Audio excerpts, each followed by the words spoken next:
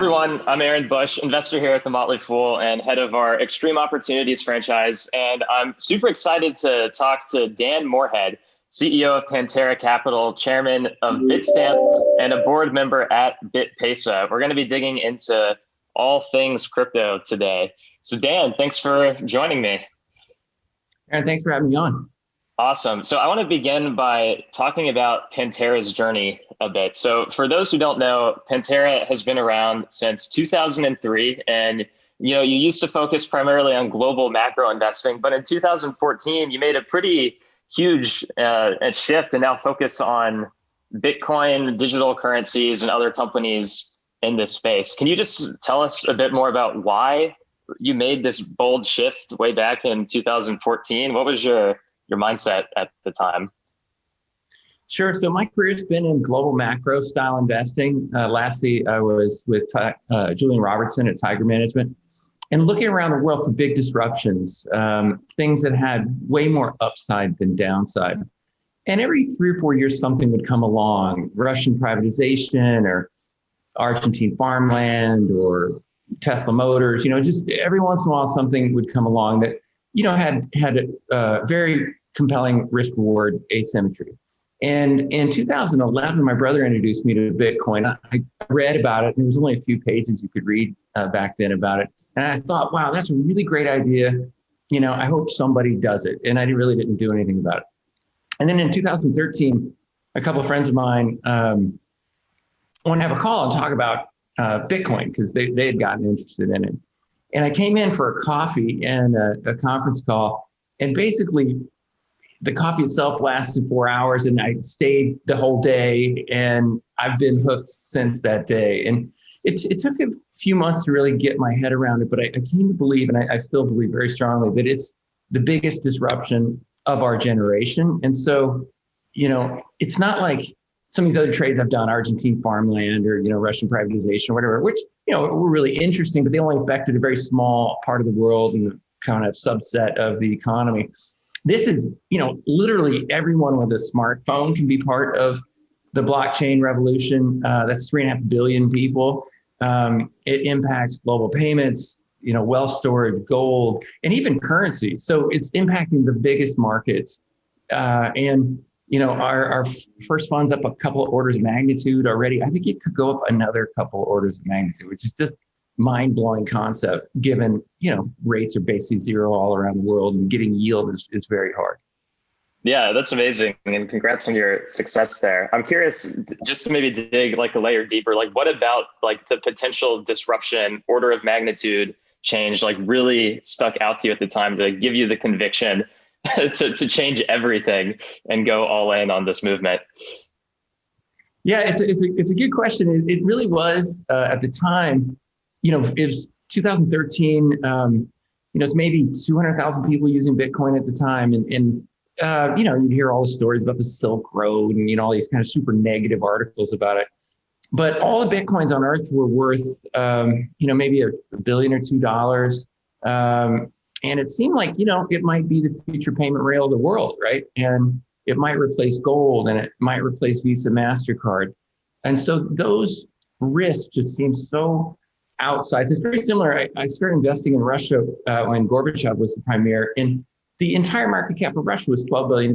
And it just seemed to me, nuclear powered superpower with a highly educated population and, 160 million people or whatever, it's probably worth more than $12 billion. And that's my view today, even on blockchain, that, all the bonds and stocks in the world are 200 billion, currencies 100 billion, gold's 10 billion, 10 trillion, all those were trillions, sorry. Blockchain's worth a very small fraction of that. So over the next couple decades, and it will take a couple decades, I think blockchain's going to go up, literally an order of magnitude, maybe 2 orders of magnitude. Gotcha. And I know, a lot has also changed since 2014. So I'm curious, how has your investing philosophy regarding crypto evolved over the past few years as the ecosystem has started to take, more form? Yeah. So obviously when we started, Bitcoin was really the only thing one could invest in. Then we started investing in exchanges and custodians like Zappo, so the kind of earliest ways to interface between the fiat currency world and the crypto world. And then we've done 3 venture funds since then, and each one's kind of almost like a geologic era, a snapshot of its time. And the first one was all about investing in, pretty primitive exchanges or custodians, and Ripple, the company, so just kind of the most basic infrastructure of the industry. And then the second venture fund was 2015-16. It was more about using, and typically just Bitcoin, to move money around is, the main use case. Cross-border money movement, remittance, regional exchanges were our main focus. And then the third fund that we started investing about 2 years ago, it has, much wider diversity of use cases, including a lot of non-financial use cases, a lot of things built on blockchains other than the Bitcoin. And then we're now starting a new fund in the next 6 months. And, the DeFi explosions, a huge part of it, and a bunch of other new use cases that didn't even, weren't even in people's minds 6 or 8 years ago. Gotcha. No, that's super interesting. There's so many ways we can go with this. I part of me even wants to talk more about, what you did with all the Russian stuff and everything too. But let's go ahead and just kind of talk about Bitcoin for a moment, and then we can get to some other things. What is your view on Bitcoin today, and what do you think the opportunity is from here? And you've kind of already kind of teased, order of magnitude, but maybe kind of connected to this, like what do you think is still misunderstood about Bitcoin today that lends itself to have that order of magnitude? Well, I think the thing I would say is I think it's just not understood by enough people yet. And as I mentioned, when I started investing in, there's maybe 200,000 people using it. Maybe there's 100 million people now, but there's still several billion people that don't have any exposure to Bitcoin, don't really know about it.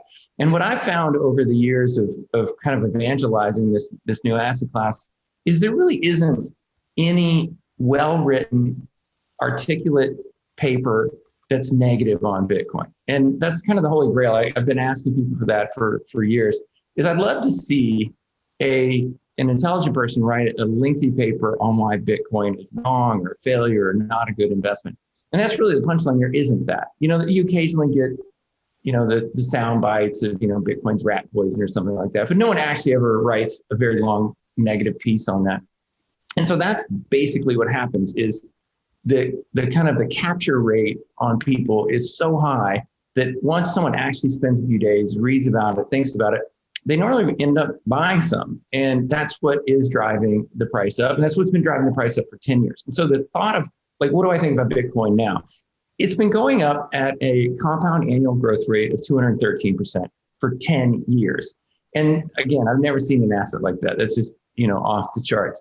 It does have some bubbles, and it has had some pretty crazy bear markets.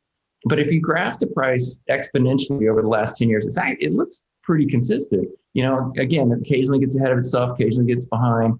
And right now, although it's rallied a lot since the pandemic lows a year ago, it's still below its long-term trend line. So I think Bitcoin's fairly valued. It's certainly not a bubble right now. And I think it can go up quite a bit. So we have a bunch of things coming together at the same time.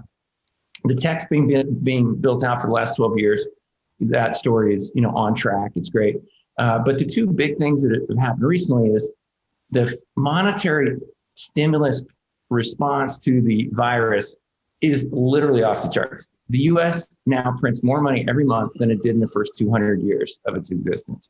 That has to increase the price of things whose quantity can't be eased. That's the way it works. If you print trillions of dollars of new pieces of paper money, it's going to take more money to buy things like gold or Bitcoin or even the S&P 500. That, to my mind, that's the best proof of our thesis here, that the unlimited printing of money is going to increase the price in that paper money of things that can't be increased. And the S&P has had a huge hit to earnings because obviously the pandemic has caused enormous financial damage to companies, but the price of the S&P 500 is way up, right? And that's just because there's so much money sloshing around. So that's driving up the price of Bitcoin, it's driving up the price of Ethereum, all the other blockchains. And right at the same time, we're making it much easier for both individuals and institutions to get exposure. a long time ago, it's really hard. You had to like take a selfie with your passport and send it to an exchange and wait for a week to get approved and all that stuff. And now PayPal just turned on 300 million people that can buy Bitcoin with a click. So it's just a lot easier to get exposure. I think over the next 6 or 8 months, you're going to see major Wall Street firms turn on their wealth management platforms to allow, high net worth individuals to buy Bitcoin. All those things are going to drive the price up. Yeah, no, I agree. I think I kind of want to touch on, maybe some areas where people, would have questions or might, have doubts. Some people say like, if Bitcoin is like digital gold, well, I don't think gold is interesting as an investment. Or some people say, Bitcoin, as currency isn't as good as the dollar. Why would I be interested? People have concerns about like the energy usage and things like this. Kind of to these people who have these various forms of skepticism, what would you tell them to kind of add a different perspective to help them kind of think past why those issues aren't a huge deal? Yeah, I've heard those arguments for a long time, and the paper currency one's the easiest one to swat away. In the U.S., we don't really think about currency very much. We have one of the least bad paper currencies. People in Venezuela, Argentina, they totally understand currencies. But even in the U.S., the dollar's lost 90% of its purchasing power since 1950. I mean, it's been debased at a very rapid rate. You used to be able to exchange $32 bills for an ounce of gold. Now it's $1,200 for an ounce of gold. So we just keep printing more and more and more money. A great example of that is the pound sterling is the oldest currency on earth. For 850 years, it was worth 1 pound of sterling silver. Then they said, oh, it'd be better if we just could print money without anything to back it up. And it now costs 184 pounds to buy a pound of sterling silver. So, the people that say, oh, paper money is great, why would I invest in Bitcoin? It's like paper money is no bueno. It's been going down ever since they broke the gold standard or the silver peg. So paper money has been terrible. Bitcoin has been appreciating at a rapid rate. If you take a look at the US dollar on a trade weighted basis since the pandemic began, it's crashing because they're printing so many of them that the value is going down at a rapid rate. So the gold argument, again, people say, oh, gold hasn't been a great investment. Well, in my lifetime, you could exchange US dollars at $32 per ounce. And so gold's been a great investment. Dollars have been terrible.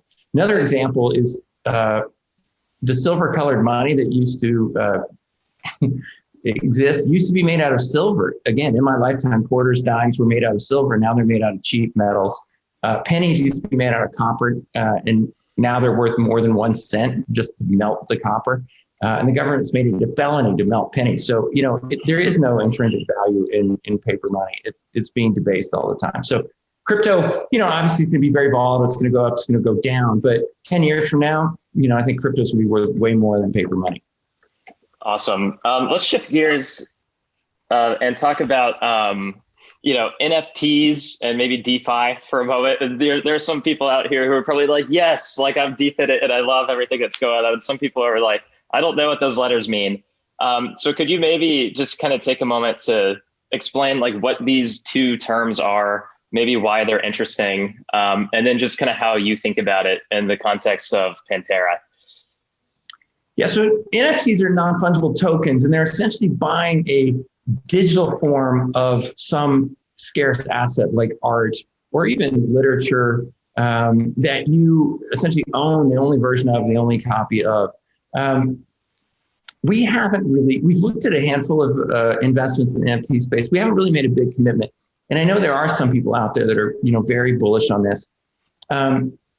There are some potential things with music, digital art or digital native type art that could be very interesting for the NFT market, but we really haven't made a huge commitment there. The place we have made it is DeFi.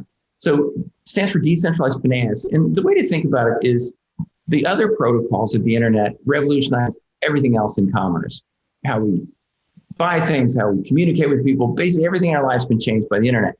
But banking basically is the same as it was from the Medici's of double entry bookkeeping in the 15th century. It's the same Visa, MasterCard's been charging the same rate since 1965. Western Union's been around for 140 years. Like all of those businesses basically weren't touched by the internet. Blockchain is bringing the internet to those businesses. And DeFi is one of the sectors. It's decentralized finance, and everything about the internet was taking the middleman out of the expense base. Like Amazon taking out 1 billion mom and pop stores and making it much cheaper and faster for people to do their shopping. And that's basically what DeFi is doing. It's taking the middleman out of borrowing and lending and other applications. The easiest one to think about is the borrowing and lending. The way banks work is they take in deposits, typically pay zero on the deposits, and then they lend the money out. Most of the time, they do a good job lending the money out. Every 10 years, they blow up, and the taxpayers have to bail them out. So it's a pretty wonky and expensive system.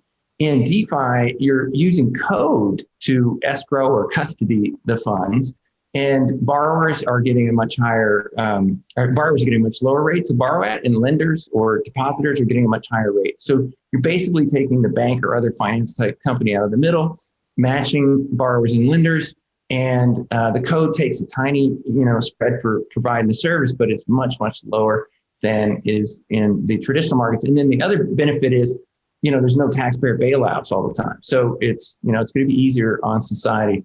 And the DeFi space exploded over the last 9 to 12 months. It's now about 40 billion of assets locked up in DeFi. In our world, we're all really excited about that because we've been, big investors in that sector for a while. But that's still a microscopic fraction of the $200 trillion worth of bonds and equities out there. So I think, we still have, a decade or two to go on DeFi, but it certainly is, in our opinion, it's the most important growth sector. It's been pretty crazy to see NFTs in particular blow up recently. I think I saw a Google Trends chart that was basically showing how like DeFi has kind of been steadily on the rise and people thinking about it, and NFTs have just kind of come out of nowhere and kind of taken the limelight. And I think NFTs are super interesting in how they can play out in art and games and lots of different things. But DeFi as a concept feels more disruptive in terms of like the good that it can bring, like systemic good that it can bring to financial systems around the world. So yeah. It can, and it's also in the exchange space that we're used to having, big monolithic exchanges that take in a lot of capital and hold people's assets for a few days as things settle. And with DeFi exchanges, the buyer and the seller are matched up by code. The code escrows the assets. So there's, again, a lot lower cost, a lot lower risk to society. There's exchanges like 1inch that are now being a massive decentralized exchange aggregator. So they're, matching up lots of different individual decentralized exchanges. We're investing in a project called Akala that's a DeFi layer on Polkadot, and Polkadot itself is one of the most exciting blockchains we see out there. So, there's a lot going on both on the borrowing and lending side and also on the exchange space side.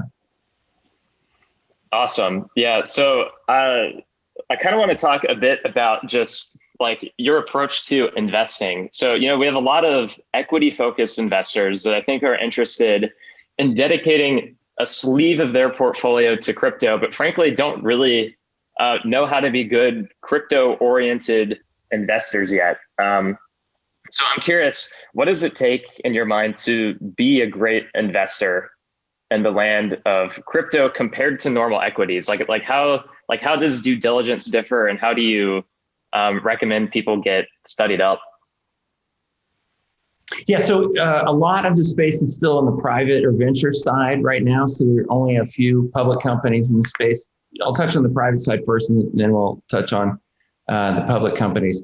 So the venture investing in blockchain is pretty much the same process. There's only really two differences.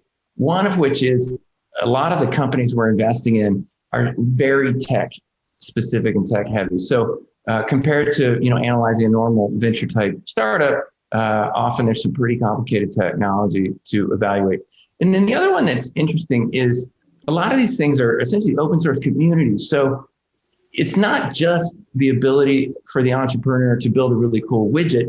they actually have to motivate a whole community of people to come together and either help build the open source code or build applications that run on top of that. So there really is a very interesting and unique need for the entrepreneur starting a blockchain-oriented company to be able to motivate a whole community to start using it. It's not good enough just to build a really cool widget and then everybody's going to use it. Up until recently, there were very few public companies that were exclusively focused on blockchain. You have now Coinbase going public. Another one of our portfolio companies, Backed, was just acquired by a SPAC to bring them public. There's a handful of other companies in our portfolio that are in the pipeline to either go public or be acquired by a SPAC. So I think over the next 2 or 3 years, you can see a lot more opportunities for people to buy into blockchain companies in the public markets. That's interesting. And how do you think about, buying into companies in this space versus buying, like the tokens of projects in this space? Yeah, it's a fascinating question. And it's one that wasn't presented before. In the early 90s, if you were prescient enough to think this internet thing was going to be a big deal, you couldn't buy a chunk of the internet. You couldn't buy a chunk of TCP/IP or any of the other protocols. You just only could invest in companies, either private companies or public companies. Here, you can buy a chunk of the protocols. Bitcoin, for example, has 21 million shares. There's 21 million units of the protocol Bitcoin. So if you think more and more people are going to use Bitcoin over the next 10 years, you can buy that protocol. So the difference really is when you're buying a protocol, you probably have more absolute return potential. There's probably more upside. They can go up a lot more, but they also go down a lot more. They're much more volatile than investing in private companies. And then in a protocol, you're buying into a piece of code that really can't change much. Once the protocol's launched and the rules are set, it's either a good idea that the development team raise enough money that they can actually build it out and get it launched and build a community and make it work, or it's going to die. There's no pivoting in protocols.